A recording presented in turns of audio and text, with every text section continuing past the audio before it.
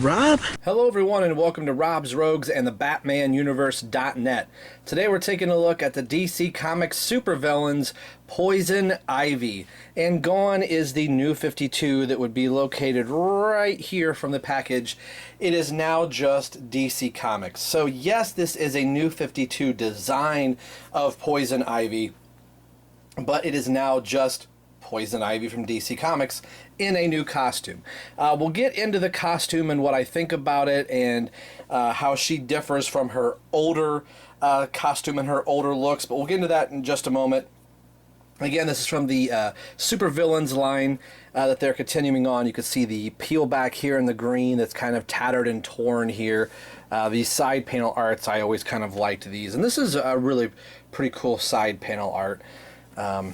There is the figure in form, and it says measures approximately 6.75 inches tall, and it's measures it here in centimeters as well, 17.45. Sculpted by Karen Planko, and she has done a couple of the other female figures. She hasn't done a whole lot, but this is another one that she has done. A little bit different here in the hair, compared to what's here on the product image from the side. There we can see the other two figures in this wave. Gone is all of the text here that the new 52 speak or whatever. We have the Rollerskating Harley Quinn, which is a really cute figure.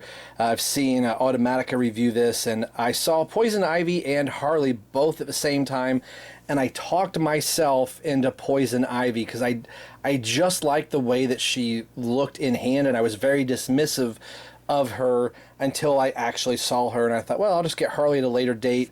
And then a normal version of the Joker, which I think caught some of us by surprise here, that they were going to do a not a Leatherface Joker that we currently have. So in case you just wanted a traditional, maybe updated Joker, this is what he was looking like, and excuse me, in Detective Comics issue 1 before he had his face cut off. So that's where this trench coat look comes from. So without further ado, let's get the very different looking Poison Ivy out of package and see what she looks like close up. Alright, here is Pamela Isley out of package. Of course, we know it's her new 52 design, even though DC is just now saying it's just DC Comics. This is where it comes from, is the new 52. And I gotta say, while I wasn't overly crazy of the redesign of her costume, seeing it in figure form, I appreciate it just a little bit more. It was okay.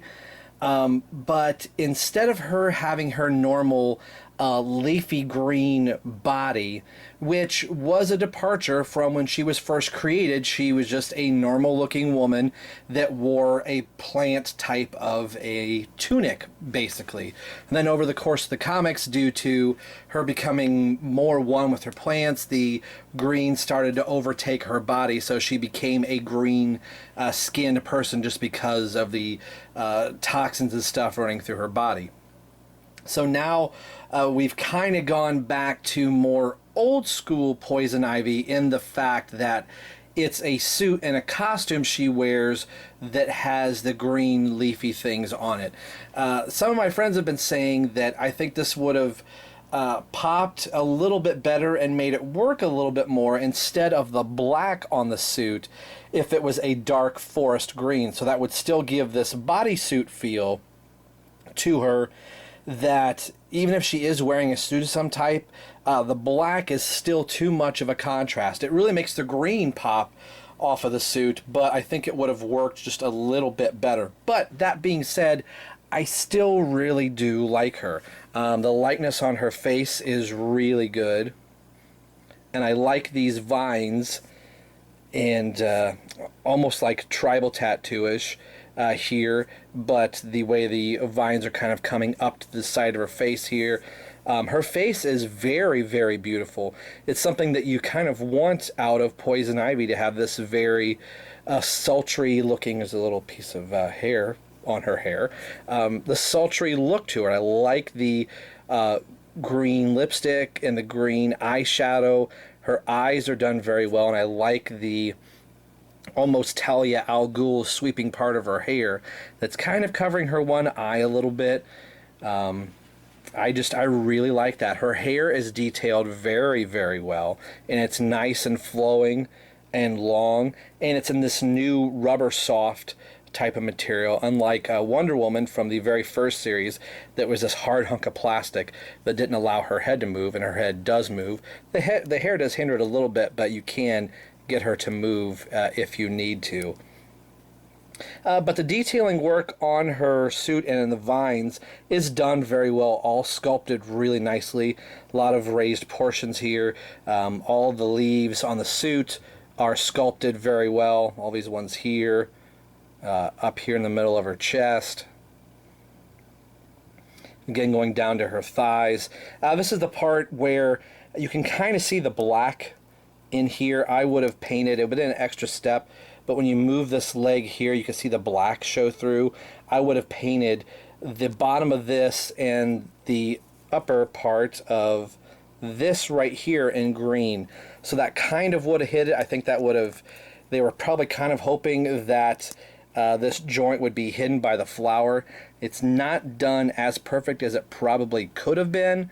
It just doesn't look like it's quite sealed very well, but it is. It's a nice solid joint, and then again at the kneecap. So it's an interesting look for Poison Ivy. So you can see that there are her toes. So is it some latex bodysuit that she's wearing? Is she actually black part of her body? I mean, it's not really said if she's wearing something, so I always took it more as a really tight bodysuit that she's wearing. But you can see the detail goes back up underneath her hair. So it's done very well. Not to point it out, but it does show like one of her breasts is not covered here. Not that means, oh, she must be naked. It's just one of those, it's just, I don't know, it kind of throws me off a little bit by my eyes attracted to this one. Not trying to be that guy, but maybe they could have covered this spot to make it look, I don't know. Again, I like it. It's not my favorite, but I'm really trying to complete most of my new 52. I'm not getting every single one, but she is a Batman villain I really wanted. And I gotta tell you, after playing Arkham Knight, I know she's not an Arkham Knight. This isn't a particular Arkham Knight version of the character, but I really liked the way they ended her story in the game. And there was a nice little heartfelt moment in there that really kind of made me... Poison Ivy has always been a character that, yeah, I liked her, she's okay, but wasn't a favorite of mine. Arkham Knight really kind of brought her up into the ranks of a character that you can kind of look at her motivations and understand why she's doing what she's doing. And on the surface, depending on how she's written, she's not necessarily a villain per se. She's trying to protect and save the planet. Yes, she's going to some extreme measures sometimes, but for those people that just throw trash out the window, I kind of look at Poison Ivy and go get them. So you can also kind of see some of the lines here that are coming up from the suit, it looks like. So maybe the suit's kind of like a symbiont type of a suit. So I haven't read too much. She was part of the Birds of Prey initially, and then she kind of turned on the team a little bit. But there's some little history for you for the new 52 version of Poison Ivy. And I gotta tell you, the more I'm holding this figure, the more I really do kind of like her. I think sometimes there are some sleeper figures that we go, I don't know, I'll pass on her. I'm glad I picked her up. So let's take a look at the articulation on this nice looking figure here, now that I'm again playing with her a little bit more. Our head's on a ball joint that does rotate side to side, does not look down very much at all, can't look back at all because of her hair, but the hair is not really hindering her too much. I feel a little bit of resistance on the hair is wanting to push down on the shoulder piece right here, so it's wanting to tip her head forward. She can look side to side if you want her to, but again, it is kind of forcing some stress on the neck a little bit, so just be cautious with that. But she can move. You can get her to look side to side a little bit. The arms are on the typical ball and socket here from DC Collectibles. Go up about that far. She does turn at the bicep, single bend at the elbow, and there is no hand rotation at all, no waist rotation or ab crunch, and due to the fact they're not wanting to break up the sculpt, and most female figures don't have any articulation in the waist region or torso region, excuse me. I think it's just because of the frailty of the female figures. The legs go out pretty far, actually. They go out about that far. They do not go forward hardly at all, very slightly, and they do rotate to the back a little bit. So it's a little disappointing she can't, not that she does a lot of kicks or anything like that. She does have the upper thigh cut that you can see here, single bend at the knee. She does have ankle articulation, just the normal forward and back, and that's it. No accessories for Poison Ivy, no vine or ivy for Poison Ivy, which I would have kind of expected something. This latter part for DC Collectibles, this is one of the last waves. I think the only figure we haven't seen yet from this line is the John Stewart Green Lantern. He will actually be the last new 52 figure from this particular line before we get into the Icon line that'll come out later this summer. So I'm definitely going to pick him up. I'll pick up Harley, and I'll pick up the Joker, and that'll kind of round out all of my new 52 figures that I'm getting. And I do have quite a bit of figures, and I have also ordered Superboy to complete my Teen Titans. So with some rambling right there, let's take a look at the two other Poison Ivy figures that I have from DC Collectibles from various lines. All right, here is Poison Ivy with the other Poison Ivy figures that I have from DC Collectibles / DC Direct. We have the Batman Hush series figure 1. This is the very first Poison Ivy figure that I have. She is very, very prone to falling over. This arm right here, I believe I had to glue in because it broke. A beautiful looking figure, but very top heavy, and she has a hard time standing on her Batman base here. Not the first Poison Ivy figure that I ever owned. Then moving on to the Arkham Asylum Poison Ivy. This is kind of the version that I like the most, and I think, again, I'm going to sound like that guy. There's just enough covered to make her seductive and enough uncovered to make all the guys go goo goo and gaga over her, as she is wanting them to while she's, you know, trying to get something from the men that she's using them for. So that's just kind of the sultry version of Poison Ivy. And I was glad to see her go from this real seductress in Arkham Asylum and Arkham City to Arkham Knight, where she's more about the city, and there's more to her depth and to her character than we initially thought there was. There's a lot I like about this figure, but she does have the Bride of Frankenstein hair going there. But the thing I was talking about, you could see that she's basically a green-skinned figure, where I think they could have taken some tips from this figure here. The green that we see here is kind of represented there, and in this spot make it the dark green to kind of give her that overall green feel. So apparently it's a bodysuit again. I think I've kind of said that before, but I want to be able to show you the different Poison Ivies that I have in my collection. And I have her with Harley Quinn here.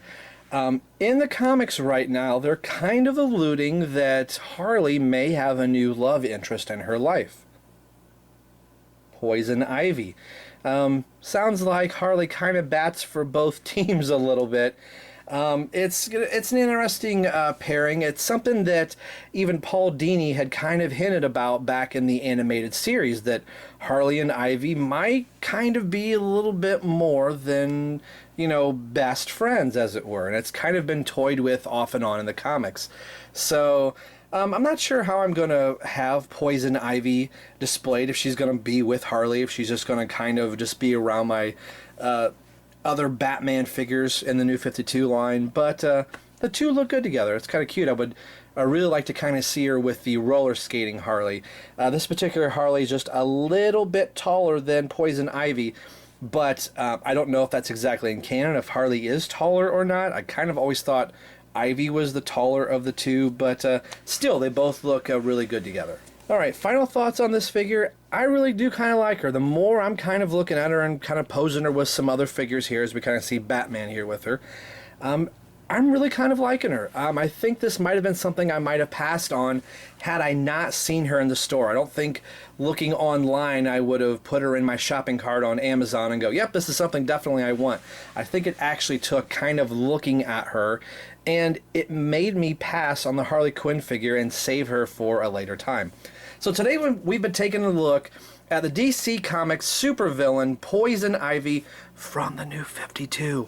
And as always, for the BatmanUniverse.net and Rob's Rogues, we will see you guys next time.